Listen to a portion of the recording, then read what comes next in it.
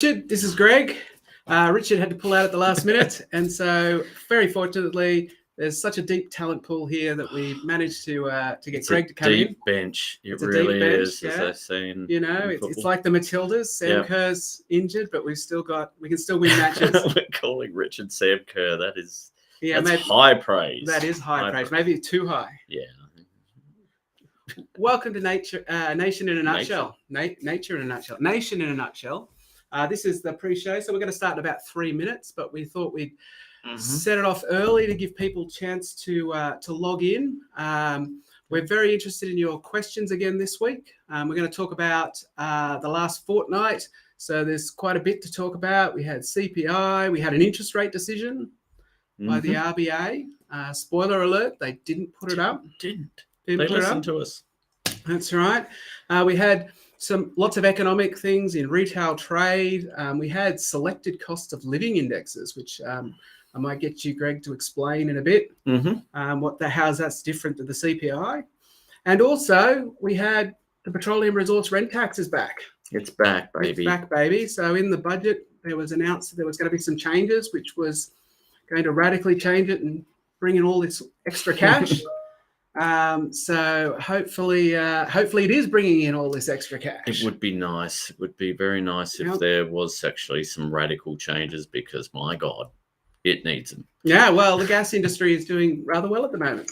Yes, and they're doing rather well at complaining about the fact that these changes are incredibly radical, even though they are. Well, as we'll get there. They're good, but no. The gas industry is pretty happy with them. Pretty happy with them, which is suggests kind of suggests, maybe, the last time the mining industry was happy with the change was when the PRT first came in. Yes. So what do we got? We got another minute. So so your questions. Don't forget to put your questions in your chat. I'll see them pop up here, and we'll do our best to answer them. No Richards today, as I said. It's Greg and me, Matt Grudnoff. I'm the senior economist at the Institute, and Greg is chief economist. And we're here to answer all of your questions about the fortnight in what happened in the economy or anything else that is economics related. And if you're not sure what the difference between senior economist and chief economist is, basically means I'm Statler, he's Waldorf, and that's how it all goes. And we're here to hurl abuse. Everything stuff. Just to complain. No. Two old guys ranting. And whinge. Yeah. How are we going? Is it time? Oh, we're almost there, 1:59. So and this question's coming straight off the bat. Would love to know the logic behind the rise in rates equals higher price or inflation. Smacks to me of business meanies. Yeah. Okay, yes, we can talk about that when we come up. All right, so don't forget your questions. Welcome to Nation in a Nutshell. It's 2:00, so we'll get started. What we might start with, to begin with, is right back, over a week ago now, the CPI came out, the Consumer Price Index, and inflation came crashing down. And by crashing down, I don't mean prices are going backwards, which is one of these weird things. I mean prices aren't going up as fast as they used to. So prices are now increasing at 6% a year, whereas previously they were increasing at 7% a year. And this was good news for people with mortgages who are worried about interest rates going up, because inflation was coming down. It seems to have definitely peaked. Inflation probably peaked at the end of last year, and now we're definitely on the downward slide. But not all prices are coming down. No, not all prices are coming down, although the good news is really that the Reserve Bank was back in May, so not that long ago, was expecting inflation, this figure, to be around 6.3%. So it being at 6% means it's lower than they even expected, so that's really good news. But we saw big increases in some areas that, unfortunately, the Reserve Bank can't do a lot about. Yep. Big one was rents. Rents was the main driver in the June quarter. Strong rent rises all across the country.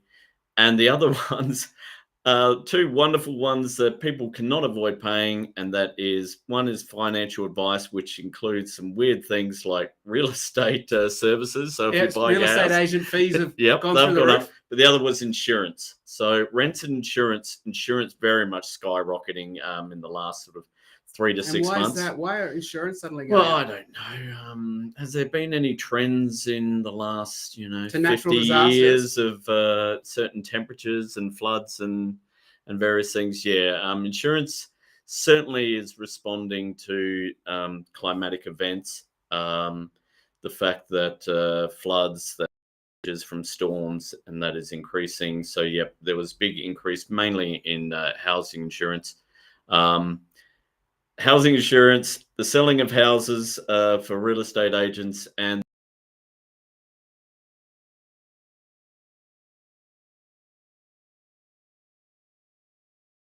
the great thing out they're not are things that obviously you don't want rents to be going up massively, and certainly not more than your wage.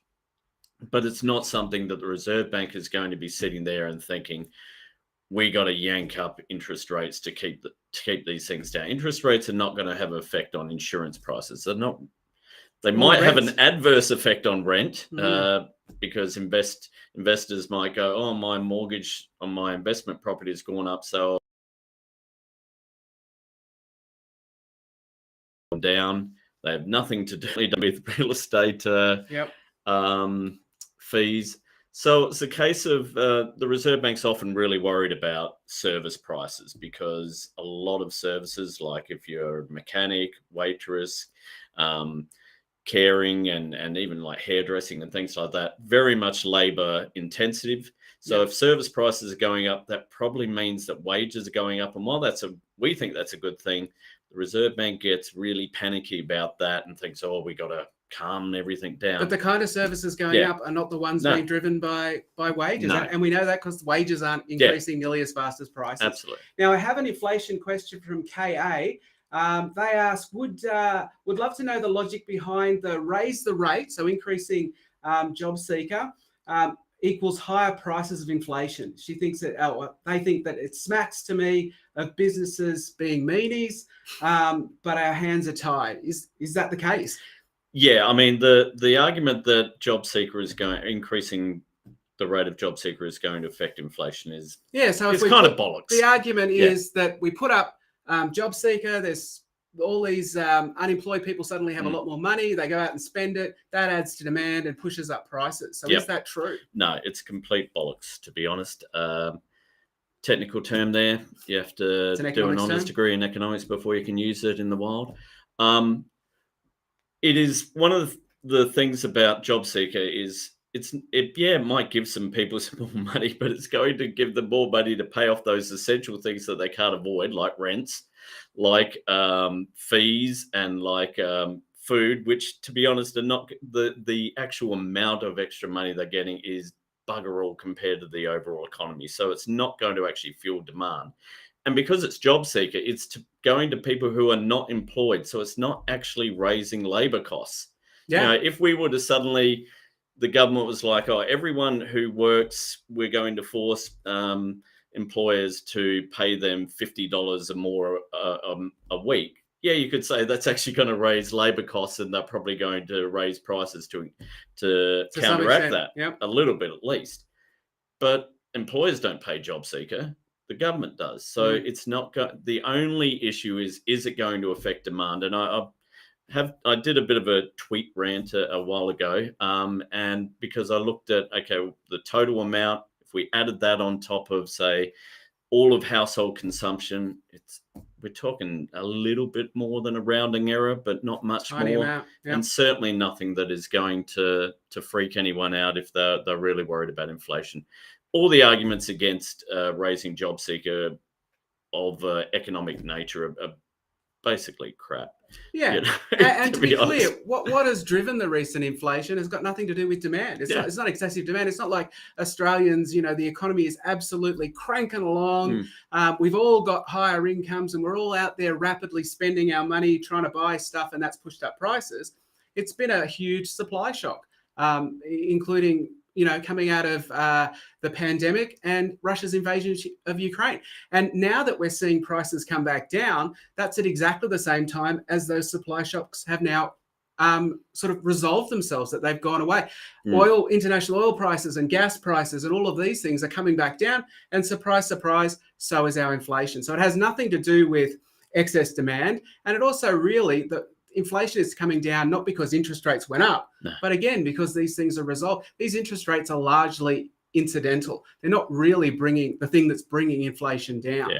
I mean, they're incidental on inflation, not incidental on households, as we'll get to in a bit when we see some of the figures that are showing a lot of pain in the households. But I mean, the fact that there is inflation in every single nation around the world, it's like, what? Every nation is suddenly powering on with all this huge amount? No, there was a bloody illegal war. There was a pandemic that was everywhere.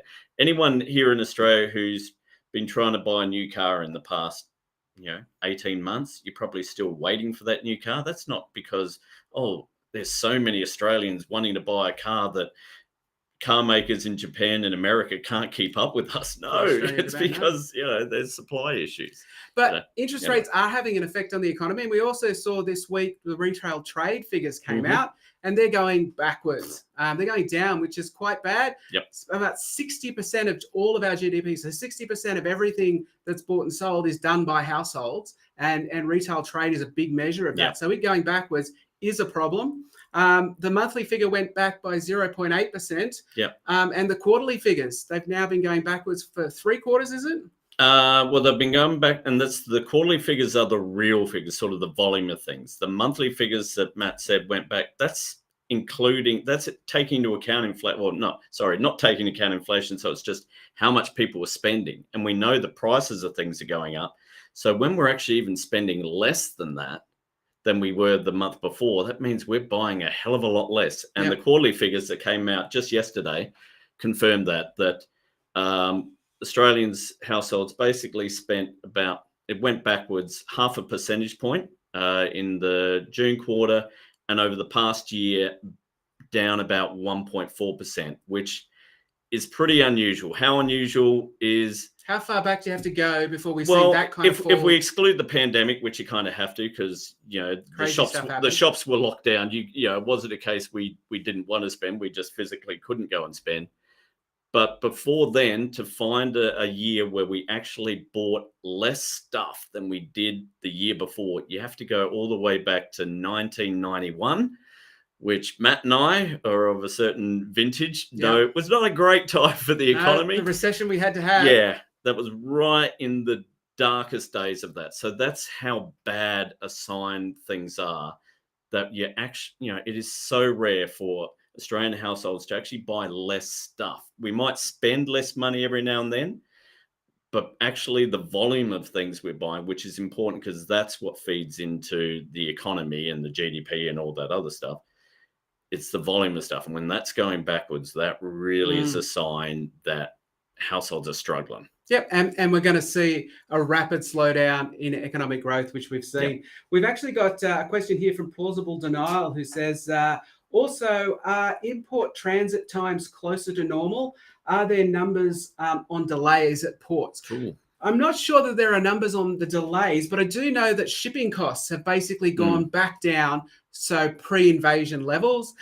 We know that the ability to get goods and services, particularly goods, which were the things that were a big problem, have largely vanished, those kind of bottlenecks. And we know that because goods inflation, which was the main driver when it initially went up, they have fallen quite dramatically. So, the price of cars went up because computer chips were in short supply.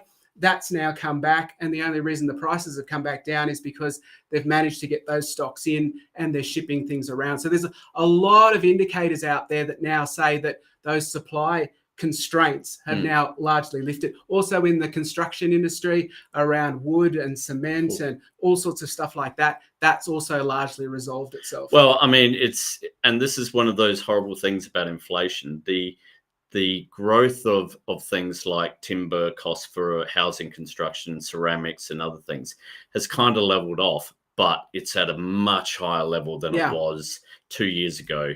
And it's, are we going to see it go back down? Probably not. And that's where it really hurts households, because when we talk about inflation, we're always talking about how much has it increased in the past year or past quarter. Once that year's gone, we almost kind of forget about what went wrong. So you might go, we're back to 3% inflation. Everything's great. It's going, but my wage hasn't gone up in that whole time that it was going real back. wages have So still my fallen. real wage has gone to hell. It's still really expensive to build a house, maybe, or a lot more expensive than it was 2 years ago. It's just that it's not increasing as fast as in the past. So this will lead us to last Tuesday to the RBA's interest rate decision, the Reserve Bank, and they decided to put it on hold, which the markets largely expected. There were a bunch of economists who thought they might put it up, and some of the particularly economists in banks, they were kind of 50-50 on it. But the markets tended to think it wasn't going to happen because, again, we've seen the economy slow down rapidly, and we've seen inflation obviously peak, and it's now coming back down. So was that the right decision, Greg? Oh, absolutely. A little bit. Well, it's now 2 months in a row that they haven't raised them, which is great. There were a few economists who were kind of saying it should go up. I don't know if that was more so much they thought it should or they were hoping. I don't know. There are quite a few hawkish ones around there. And I think most of the economists who were saying it should go up were pointing to, your service prices are going up. But as we've seen, they're things that are not labour intensive, not going to affect and not going to be impacted by interest rates. So I think it was a very good decision. It's not like they've been skittish. 400 basis points, 4 percentage points to go from 0.1% to 4.1% is a massive whack. In a very short period of time too, like a very rapid increase. It's now about 15 months that they did it, and which is unprecedented since the 1990s, since the Reserve Bank became independent of government. Easily the biggest and sharpest increase, and surely when you're looking at, as we've said, looking at the retail figures, looking at the fact that households are going, we can't, not only can we not spend as much money because we're spending it on our mortgage, we can't even it's got so bad that we're actually having to reduce how much we're spending. And quite interestingly, the Reserve Bank just this morning put out its quarterly statement of monetary policy, and in it made clear that households are actually changing their spending habits to sort of the cheaper no-name brand of things. They're cutting back, smaller, sizes of things. So this and also increasing demands for assistance with paying off your mortgage and going to mortgage brokers and those who can actually help you with your finances, which is a real sign that there's a lot of people struggling. And so at this point you're wondering, well, all that inflation, most of it came from overseas due to the war and due to the supply side. What are we doing here? Why are we killing people?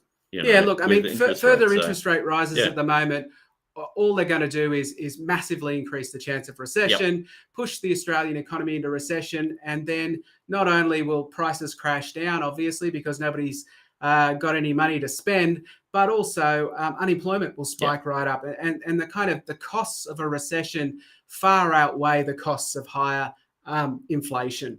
And so really the RBA would have been mad to have increased interest rates at this point. I mean, with the rapidly slow the fall in retail spending, and I mean the economic growth was only 0.2% last quarter.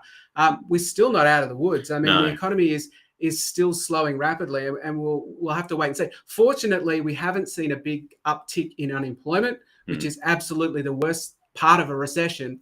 Is not necessarily that growth goes backwards, but rather that unemployment goes up. And we haven't seen that yet, which is good.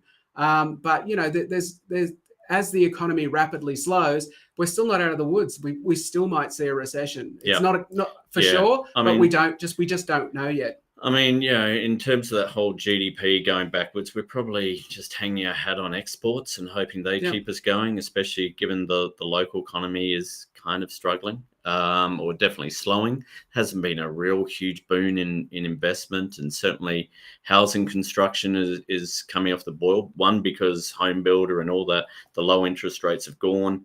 Also, the costs over the past 2 years have increased. So if you're thinking of buying a house 18 months ago, you're probably not thinking about that now because your interest rates payments are more, and your builder is saying, those cost estimates I gave you, add another 40% on top of them and we'll be close, So that's going to flow through as well. And, thankfully, as we say, unemployment hasn't risen yet.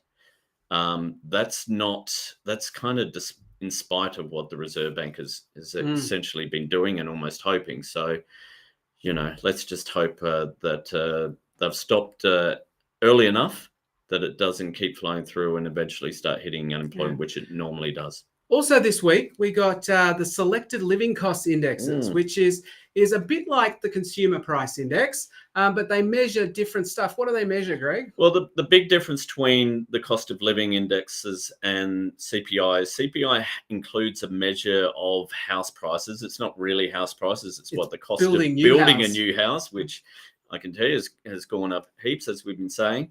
They don't measure mortgage repayments in the CPI, but they do in cost of living, because obviously paying off your mortgage is a massive cost of living, and in the past year it's got a hell of a lot more massive. Since they started increasing, basically gone up 96%. So since March last year, how much people are paying on their mortgage has basically doubled over the last year. Yeah, and given that's already one of your biggest, it basically is your biggest ongoing cost for those with a big mortgage. For those with a mortgage, you add that with other things like electricity, gas, water, things that you can't, and your rates that you can't avoid paying. You combine those together, it's no wonder that the retail sales are going really down very quickly, because you double your mortgage. It's a massive impost. Even if you took out your mortgage a decade or so ago and maybe at higher rates, you don't keep budgeting sort of at that. You kind of adjusted, and now suddenly you've gone, oh hell. All my sort of budgets that I was planning, the holiday that I was thinking I was going to be able to afford, that's gone for a lot of people. And it's not surprising those who definitely are younger, sort of in their 30s, if they've been fortunate enough to actually get in the housing market, the size of their mortgage is so huge now that doubling of the mortgage cost is a massive hit. Yep. Massive hit. And we've got another question here from Plausible Denial again. What are some possible new levers that the economy on the economy that you would like to see prioritised if the government wanted to do it? So how else could the government reduce inflation or slow the economy down to try and slow inflation? Well, there are some other ones. Lots. Interest rates is not the only way they can do it. No, I mean, we often we've had over a decade of, for example, wage caps in the public sector, where public sector workers have not been able to get a wage rise more than 2%. That actually worked to keep down inflation and wages. But whenever we here at the Australian Institute said, how about doing that with, say, electricity prices or gas prices and limiting the increase, the same with rent, saying, okay, you can increase rents by level of inflation and maybe 0.5 or 1 percentage point. People go, oh my God, that's terrible. That's communism. My God, you're killing those poor investors. The reality is price caps do work. You can, especially, we're not saying the government comes in and determines the prices of all your retail goods, and we're talking, those essential services, those things, the utilities that really are highly regulated anyway. There's nothing wrong with them. With the government regulating them a bit more and making clear it's a temporary thing. Other things, you can subsidize things. So you can do what the government's doing. They're putting larger subsidies on medicines, putting larger subsidies on childcare. All of this brings down prices. But even if the government wanted to continue on trying to reduce demand in the economy, there are fairer ways of reducing demand than just hitting people with mortgages. So if you just hit people with large mortgages, that's only a small subset of everybody. People who have paid their house off, right? Higher interest rates don't mean anything for them. It's not going to increase their costs. And even if you've paid most of your mortgage off, then it's not really also going to impact you at all. So you could increase tax rates. Okay, we could have, a levy like the Medicare levy on top of income tax, and then that would hit lots more people, which means you would have to hit everybody less in order to get the same impact. I mean, we're not suggesting that because we don't think demand is the problem. But it's if you actually do think demand is the problem, it's a fairer way than, as we were, I think last time we were here, we noted that the savings buffers of everyone who's kind of paying off a mortgage is completely gone. Yeah, everybody. And the people who've owed their house outright, they're still doing fine. Yeah, they've still got big savings they haven't buffers. got hurt. Yep. So it's really interest rate rises are geared very much to hitting people in their 30s, 40s, and early 50s, where they're really at the, often have a lot of young kids or kids still at school, they're getting absolutely smashed. They're also, their wages are suffering, so that ain't great either. But, if you're looking at what we've been saying about this inflation, that it's really coming from supply side issues, it's not due to suddenly everyone's cashed up and going out spending like mad. Well, then let's limit the price increases. Gas prices only went up for one reason, and that's because Putin decided to illegally invade Ukraine. That's it. It's not any great marketing thing Santos did or suddenly. The manager of gas companies haven't come up with a great new way, and now they're making bigger profits because of that. They have been swinging in their hammocks, doing nothing except counting the extra money that they got and wondering, should they thank Vladimir Putin, or is that just a bit too on the nose, And so if we limited the increase in utility costs, they're still able to make a profit. They're still going to make a massive profit. But limit those costs limit rent costs. That puts a kind of a cap on inflation. Also, if we were doing taxing though, and we'll get to this when we talk about the sort of more windfall profits taxes and the PRRT, you can actually use the extra revenue that comes from these companies that are making masses of money, like the gas industry, to actually help out people, middle income people who are doing it tough because the gas companies are making squillions of billions of dollars. Well, this might be a good time to move on to the PRT. So the PRT, also known as the Petroleum Resource Rent Tax. What is the Petroleum Resource Rent Tax, Greg? It's a rent tax on petroleum resources, Matt. You're the tax man. Go for it. Basically, the Petroleum Resource Rent Tax, it's kind of sort of like a super profits tax on the gas industry, right? So when the gas industry makes extraordinarily large profits, then it's supposed to kick in, and basically the gas industry pays more on those huge profits at a higher rate than just 30%, that they pay more than that. And so you would think that what would happen is if the PRT was working well, is when you had a big gas boom, like we're having now, particularly a big gas boom in gas profits, you would see much more money, a lot more money collected from the PRT. Unfortunately, that's not happened, okay? And it's because the PRT doesn't work properly. It was basically part designed by the industry, and guess what? They designed it so that they wouldn't have to pay it. And there are big chunks of the industry that don't pay it, and they don't look like they'll ever actually pay it. And there's a whole heap of complicated reasons for that. But basically, both sides of politics realize that the PRT is not working. In fact, the previous coalition government were looking at changes, and unfortunately, they just ran out of time before they could introduce them, but they were going to, apparently. And now that we've got a new Labor government, the Labor government has proposed some new changes, which will collect a little bit more money in PRT, but it's not a lot. In fact, if we look at revenue raised next financial year, when these changes to the PRT come in, so the government's proposed these changes, collect more tax, right in the middle of a huge tax boom. Gas boom. Gas boom, we suddenly, how much PRT is going to be collected? Well, we're expecting to collect in that year $2.7 billion, which seems like a lot. Masses. But let's have a look at some other taxes, right? So the excise on beer tax, for example, the PRT will collect $2.7 billion. Tax on beer will collect $2.8 billion. So beer excise will collect more than the PRT in a giant gas boom.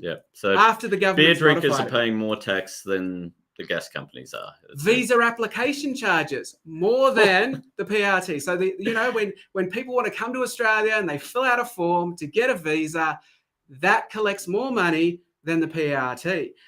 Fringe benefit tax, excise tax on spirits, even excise tax on tobacco. In fact, the excise tax on tobacco collects about 5 times as much as the gas. It's kind of interesting in that the excise on tobacco was something that over the past decade we've seen increasing quite regularly, like every year? I think it bumps up a little bit more, and it's frozen now at an incredibly high level.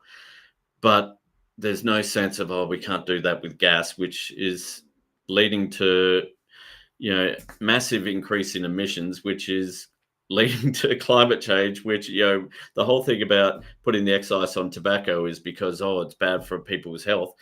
Climate change is a little bit bad for people's health. It's bad for the planet's health. It's bad for everything. And the big thing with the PRT, when it was introduced, it was because we had Bass Strait gas fields. It was all done around that. It was a bit of a sweethearty kind of deal with the gas companies. It wasn't designed. No one was thinking about fracking or LNG. That was just something that wasn't included. And so suddenly, when we brought in fracking and LNG, which has led to this huge gas boom, suddenly the accountants at Santos and other companies have been able to defray costs and flatten it all over, to the point where even with some of the massive gas basins like the Gorgon gas project, they don't expect to ever pay any PRT ever, because they'll always be able to ameliorate the costs over time. So no, we didn't actually make super profits if you use all these calculations which are built into the PRT. So it should be a good, resources rent tax. We call it that because it's basically it's a rent that you are able to, in a sense of making profit out of our resources, when the value of that rent goes up due to nothing that you did, nothing that had anything to do with investment or R&D or anything. It just, the value of that rent went up. Just like sort of if, when the value of your home goes up, it's not because, or the property on your home went up. It's not because, I put a pergola on the outside. Yeah, that might have helped, but what you didn't do anything to the value of the land it's sitting on. That's a rent.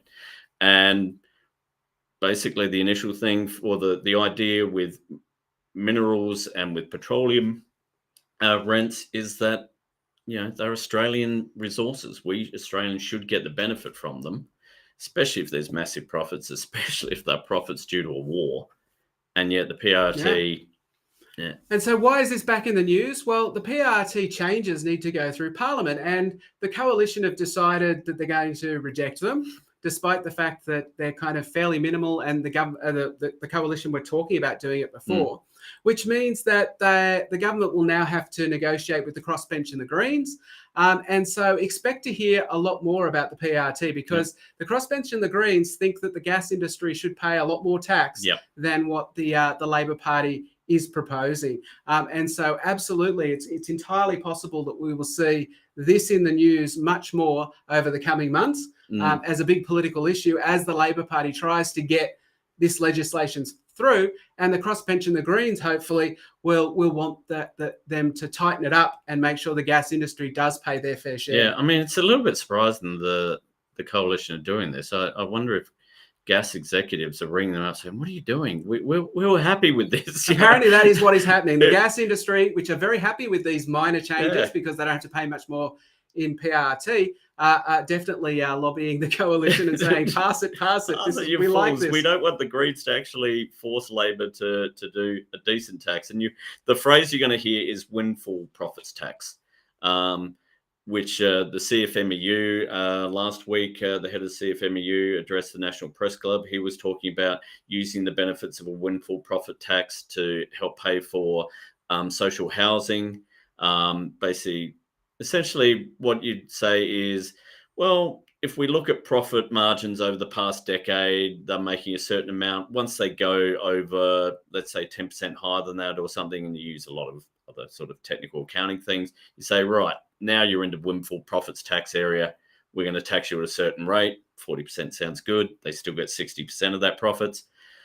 And we've got a lot, we can actually use that money to help people. But, that's certainly not what we have at the moment with the PRT. So given that the coalition have decided this is a fight that they want, expect the crossbench, expect the Greens to really come and say, okay, well, if we're going to be real about this, let's do something good. And unfortunately, we're out of time. It's gone 2:30, so we're going to have to end it there. We hope you've enjoyed the show. We'll be back in a fortnight's time to do this all again. We'll have another fortnight's worth of economic news for you. I think wages are coming out in the next fortnight. So we'll finally see whether the wages are really shooting up, whether your real wage is actually going to go up and not backwards as it has been recently. Thanks very much for tuning in, and hopefully we'll see you in a fortnight's time. Cheers.